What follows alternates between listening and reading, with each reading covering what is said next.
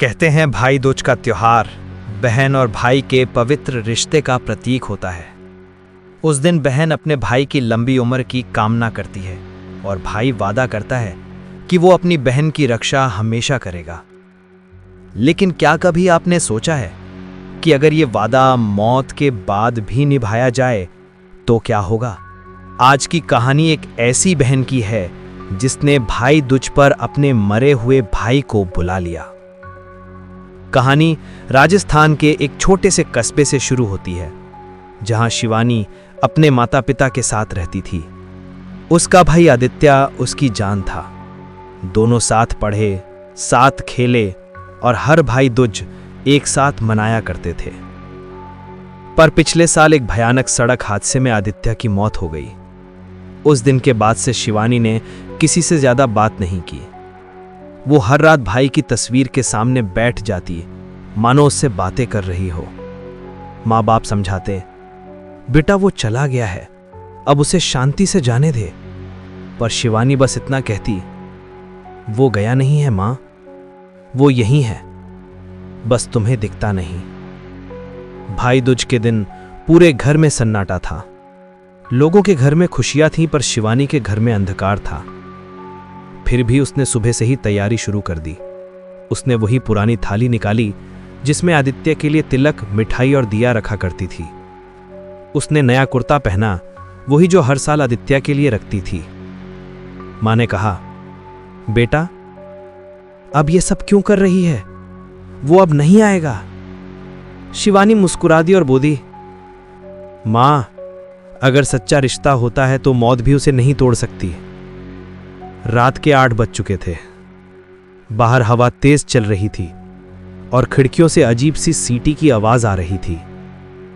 शिवानी ने थाली उठाई, आदित्य की फोटो के सामने रखी और धीरे से बोली, भैया आज भी तेरा तिलक तैयार है, आ जाओ ना। अचानक घर की लाइट झिलमिलाने लगी। दिया जो अभी अभी जलाया था खुद ब खुद तेज लौ देने लगा। कमरे का तापमान अचानक ठंडा पड़ गया। शिवानी के हाथ कांपने लगे, फिर भी उसने आंखें बंद की और मंत्र पढ़ने लगी। भाई दूज का पवित्र दिन है, सच्चे प्यार से बुला रही हूं भैया, तुम जरूर आना। एक झोंका आया और दिया बुझ गया। कमरे में सन्नाटा छा गया, सिर्फ घड़ी की टिक टिक सुनाई दे रही थी। फिर पीछे से आवाज आई, टिक टिक टिक टिक। शिवानी ने धीरे धीरे सिर घुमाया। दरवाजे के पास कोई खड़ा था। चेहरा अंधेरे में था, पर उसकी परछाई बिल्कुल आदित्य जैसी थी। वो आगे बढ़ा, दिए की बुझी लौ अपने आप जल उठी। अब शिवानी ने देखा, वो सच में आदित्य था, लेकिन उसका चेहरा आधा जला हुआ, आंखें फीकी और शरीर से मिट्टी झर रही थी, जैसे वो अभी अभी कब्र से उठा हो। वो मुस्कुराया और बोला, बहन तिलक नहीं लगाओगी? शिवानी डर के मारे कांप रही थी, मगर प्यार ने डर को हरा दिया। वो आगे बढ़ी और कांपते हाथों से तिलक लगाया, फिर राखी बांधी और बोली, अब तो तुम हमेशा मेरे साथ रहोगे ना? आदित्य बोला, हमेशा, लेकिन अब तू अकेली क्यों रहे? चल साथ चलते हैं। इतना कहते ही सारे दीपक एक एक कर बुझ गए। हवा इतनी ठंडी हो गई कि सांस लेना मुश्किल था। शिवानी की आवाज गले में अटक गई। वो पीछे हटना चाहती थी, लेकिन जमीन जैसे पकड़ ले चुकी थी। अचानक आदित्य ने अपना हाथ बढ़ाया। उसकी उंगलियों से खून टपक रहा था। उसने वो खून शिवानी के माथे पर लगाया और कहा, अब तू मेरे संसार की बहन बन गई है। कमरा चीखों से भर गया। हर चीज हवा में उड़ने लगी, दीवारों पर परछाइयां नाचने लगीं। शिवानी की आंखें पल भर में सफेद हो गई और वो गिर पड़ी। सुबह जब घर वाले उठे तो सब कुछ शांत था। कमरे का दरवाजा अंदर से बंद था। काफी देर तक खटखटाने के बाद उन्होंने दरवाजा तोड़ा। अंदर शिवानी नहीं थी, सिर्फ आदित्य की फोटो थी और फोटो के सामने 2 राखियां बंधी हुई थीं, एक पुरानी और एक नई। थाली में 2 दीपक रखे थे, दोनों बुझ चुके थे।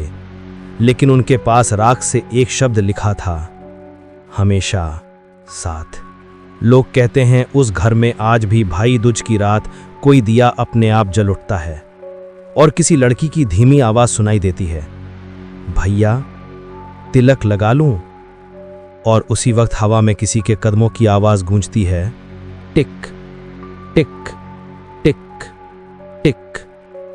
तो दोस्तों, अगर इस भाई दूज की रात आपकी बहन अचानक किसी से बातें करने लगे या आपको किसी अदृश्य हाथ का स्पर्श महसूस हो, तो याद रखना, कहीं वो भाई बहन का वादा जो मौत भी नहीं तोड़ सकी फिर से पूरा हो रहा है। धूम।